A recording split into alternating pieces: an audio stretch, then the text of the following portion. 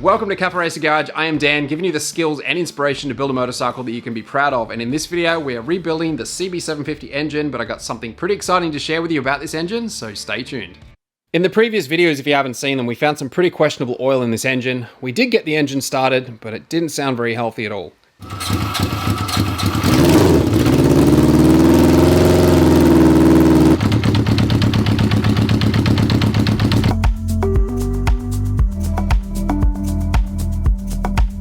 After completely stripping the bike and removing the engine from the frame, the entire engine has now been disassembled.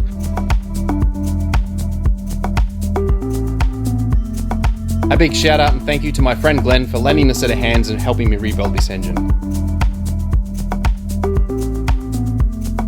I meticulously went over every single part, vapor blasting everything, and now it's all painted up looking amazing. And that's where we got to in the last video, so now that you're up to date, it's time to get this engine back together.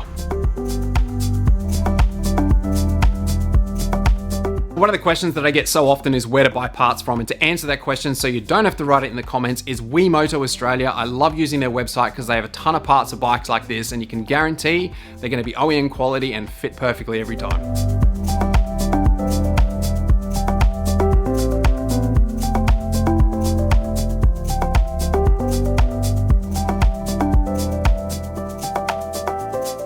If you're new to building motorcycles, or at least building an engine for the first time, there's two things I highly suggest doing, and the first one is make sure you bag and label everything, and I mean everything. I need to come up with a better system because I'm using a Sharpie on these plastic bags and they seem to wear off over time, especially if you don't get back to the bike for a while or you've got oily fingers. Everything seems to come off and you're going to kind of play that guessing game to what's what. You can kind of read it, but it's not the greatest. So if you have any better suggestions than the plastic bags that I'm using, please leave it in the comments. I'm sure I'm not the only one that would love to see that. And the other thing is following a workshop manual for your particular motorcycle. Even if you have a pretty good idea on how things go back together, it's good to have something to reference off. You don't want to be that guy that's pulled an engine completely apart, put it all back together, and then realize there's a part missing, it's sitting on the bench, and it's a crucial component that sits in the bottom of the motor, and the only way to get to it is to completely disassemble that engine again.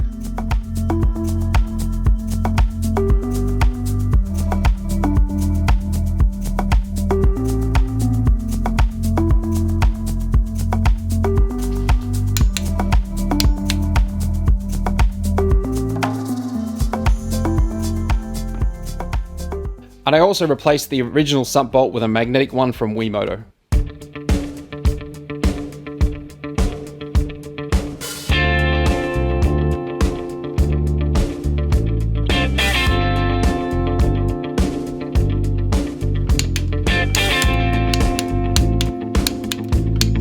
A really cool tip when you're trying to cut off the excess masking tape is using a nylon hammer around the edge. It's extremely effective and really fast. I think it's faster than using a knife.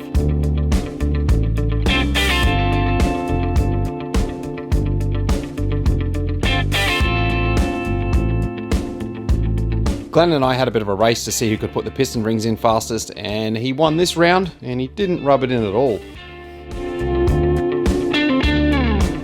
Working with Glenn on this project has been super fun because he knows this engine pretty much backwards, but when it comes to filming everything, he's like trying to tame a caffeine hamster. I couldn't turn my back for 2 seconds, otherwise I would have missed the shot.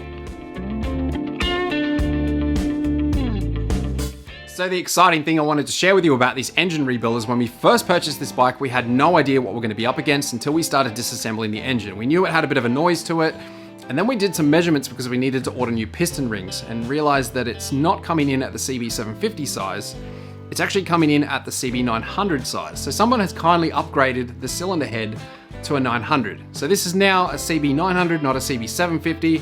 Technically, I'm still going to call it a 750, just being upgraded with a bit of power. I ended up ordering slightly oversized pistons anyway and took the cylinder head into Precise Engine Rebuilders and had him bore and hone it perfectly to those pistons. After cleaning, reseating and replacing all the valves and springs, it was time to torque down the head.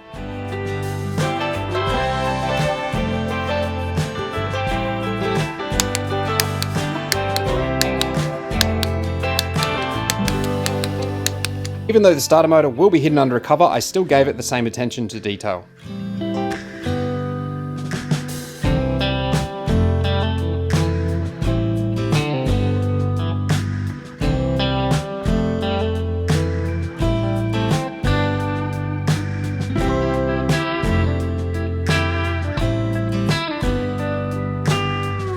After installing both cams and chains, we could finally put a lid on this guy, but it's not finished just yet.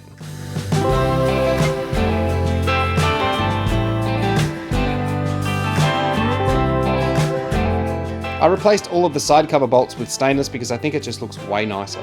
With the amount of time and effort that's been put into the appearance to make this engine look good from the outside, we did exactly the same thing on the inside using all brand new components from Wimoto Australia, so this engine can now live for another 40 years. And for anyone who doesn't know, this bike actually doesn't belong to me. I'm building it for one of my best mates, Jet, who wants to have it finished and ready so he can ride it at the next Distinguished Gentleman's Ride.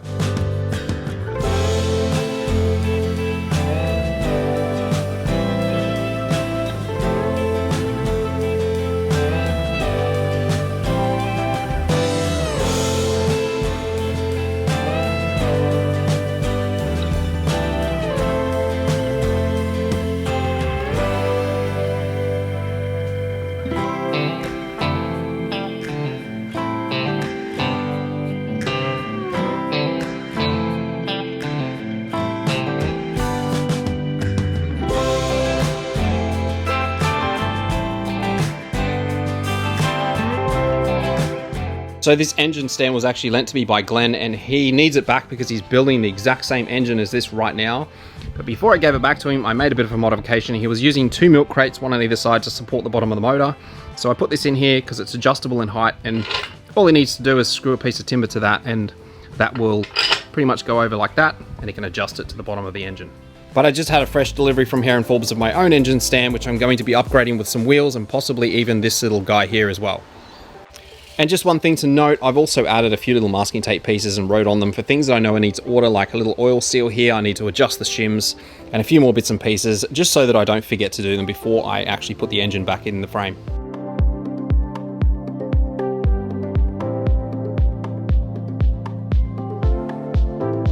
I seriously could not be happier with how this engine's turned out. It looks amazing. I know Jet's gonna love it. I just want to keep it on the set of wheels, so I'll move it off this engine stand onto mine because I already have 2 fully rebuilt engines, which I've done recently, sitting on valuable bench space, and keeping this thing on wheels is a must for me.